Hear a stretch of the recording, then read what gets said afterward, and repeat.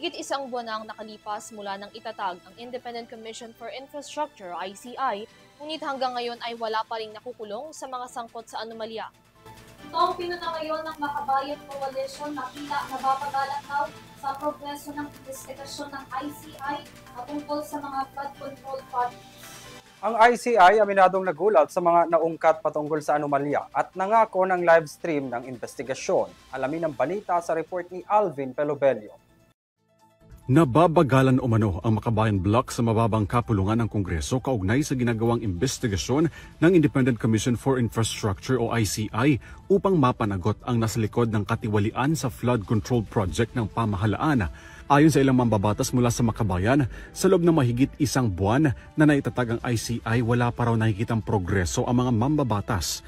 Noong nakarang linggo, sinabi ni ICI Special Advisor Rodolfo Azurin at ni Executive Director Brian Hosaka na mula sa mababa pataas ang ginagawang investigasyon ng Independent Commission pero tanging mga kontratista pa lang umano at mga district engineers na lumagda sa kontrata ang posibleng mapanagot.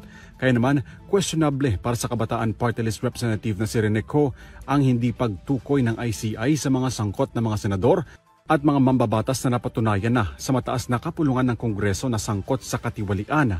Git naman ni Actitress Party List Representative Antonio Tino, hindi aniya nagkulang sa mga ebidensya kundi political will, bagay na pinalalabas lang daw para maprotektahan ang mga mastermind sa malawakang korupsyon.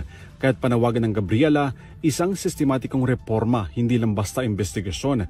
Dahil ayon kay Representative Sara Ilago, wala umanong patutunguhan ang naturang investigasyon kung hindi mabubuwag ang anyay sistema sa korupsyon. Pinatutsadahan naman ng Palasyo ng Malacanang ang umano'y fishing expedition sa ginagawang investigasyon ng ICI. Giit ng Palasyo, kinakailangan ng matibay na ebidensya sa kaso. Dinipensahan ni Alyansa ng Bantay sa Kapayapaan at Demokrasya Chairman Emeritus Dr. Jose Antonio Guisha ang pagsusumikap ng Administrasyong Marcos na mapanagot ang mga sangkot sa katiwalian. Aniya, hindi batay sa spekulasyon ang naturang investigasyon kundi nangangailangan ng malinaw na dahilan at sapat na ebidensya. Nitong Miyerkules, kinumpirma na ng ICI na isa sa publiko na nila ang ginagawang investigasyon sa katiwalaan sa flood control project ng pamahalaan na nagkakahalaga ng multi-billion pesos.